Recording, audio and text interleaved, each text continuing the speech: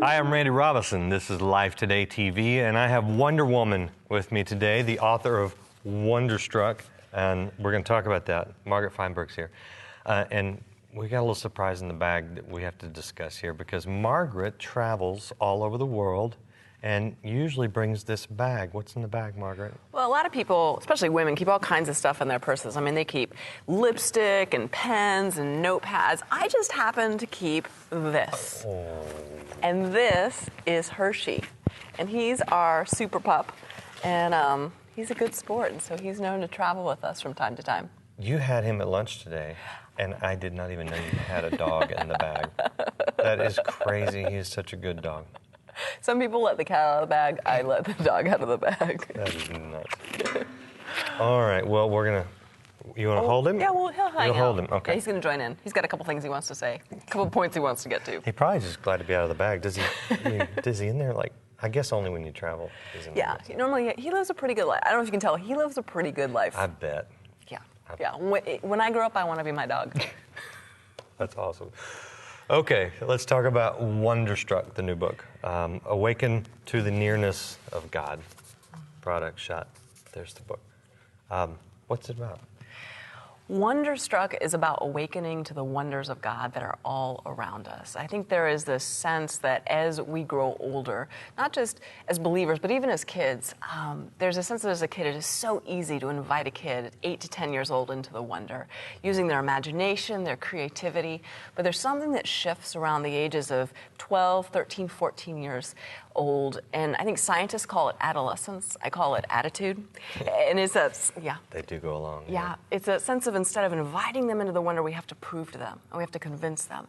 And I think there's something healthy and good about learning critical thinking skills and discernment. But I think we can grow up and we can so lose that God capacity for wonder and awe that one day we can wake up and we find ourselves not in wonder and awe, but more critics. And if left unchecked, we become connoisseurs and eventually we become cynics. Yeah. And I think there's a sense in all of our lives, what does it look like to recapture that sense of wonder and awe of being a child of God?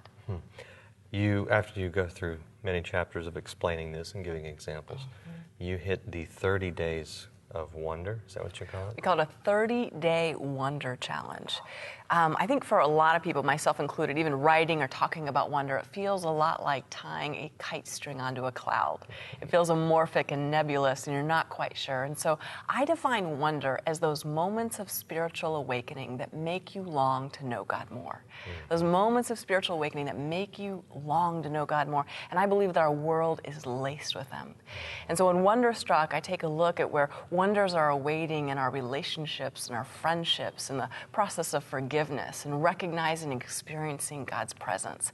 But there still is this sense, even at the end of the book, of, okay, I see that, that's great for you, Margaret, but how do I live that out for myself? And so I created this 30-day wonder challenge with activities that people can do each day, and they're all widely and wildly different.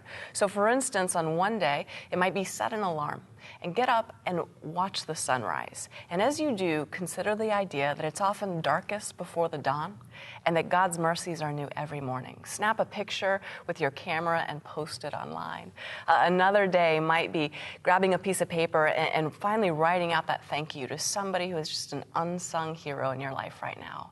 And just grab a stamp and mail it or send that email that makes such a difference. For others, it may be taking 20 minutes in solitude and just sitting in the silence and being with God. And as we've asked people to engage in this 30 days of wonder, a lot of them are uploading their stories on blogs and Facebook and Instagram with the hashtag #LiveWonderstruck, and we are hearing incredible stories. Was there something specific that happened in your life that prompted this, or is this just kind of a general recognition of people and things that prompted you to write about this? Leif and I, my husband and I, we'd gone through one of the most difficult years of our life. We were just challenged on every front. And the prayer that emerged out of my heart during that time was not a prayer for more faith or more trust. Often those prayers that we think that we would ask for, it was this prayer for wonder.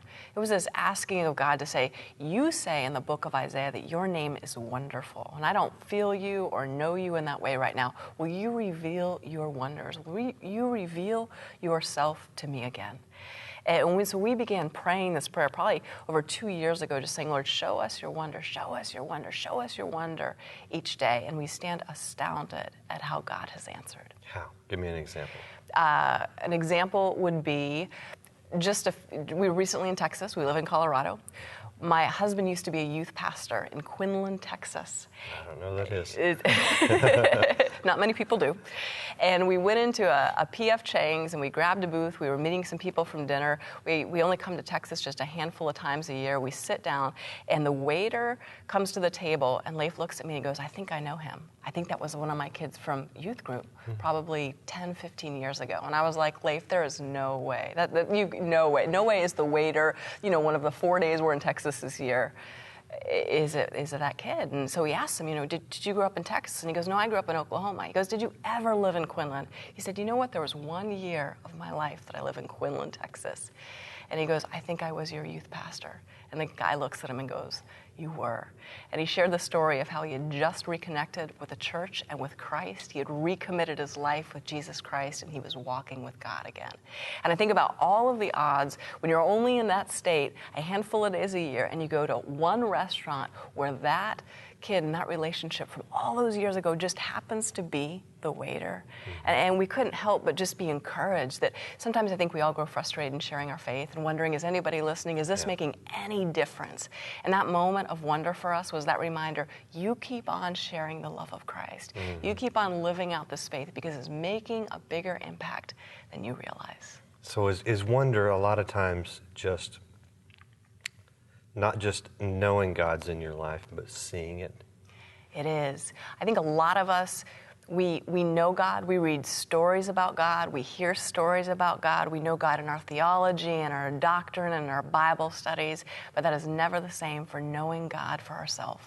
And Wonderstruck is about encountering God, a God who I believe is busting at the seams to display His glory and His power and His might in our lives. I think it was in Corinthians, if I may be wrong, so if I'm wrong, don't bother to correct me. But Paul said, I didn't come with you merely with words, but with power, with the power of God. Is reconnecting with that wonder sometimes just seeing God's power in your life and in the lives of others? It is. And what it is I believe that when you start to pray for wonder, and the power in that is, number one, God answers that prayer and He begins to display and show you His wonder. But I believe that there's an internal shift that takes place in our life. That when we begin praying for wonder, it changes the posture of our lives.